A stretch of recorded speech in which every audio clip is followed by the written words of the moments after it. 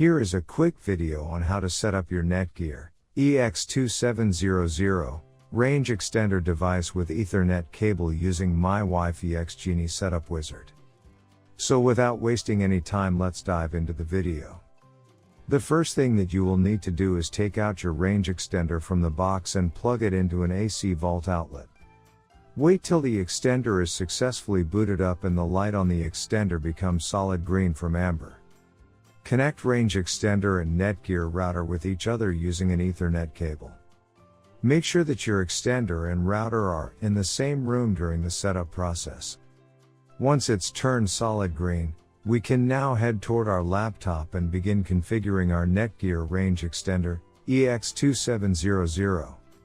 You can use any browser you like, such as Internet Explorer, Chrome, Safari, Opera Mini. It's time to open your preferred web browser. Go to mywifiext.net if on Windows device, or mywifiext.local if on Apple device. In case using an Android device, go to 92.168.1.250. A screen appears in front of you, and now click on the new extender setup that leads you to a new page, where you will need to create a new account in order to install your extender, and this page is called the Netgear Genie Smart Wizard. Now fill in all the necessary details, such as a valid email address, password. And once you are done, click on the next button. Now you had two choices, as you can either set up your range extender device as a range extender or as an access point. We are going to click on the range extender, and then it will scan for the available networks and give you a list of all the networks available. Before heading ahead into the video, in case you are facing any issue with your Netgear range extender device, get in touch with our Netgear experts.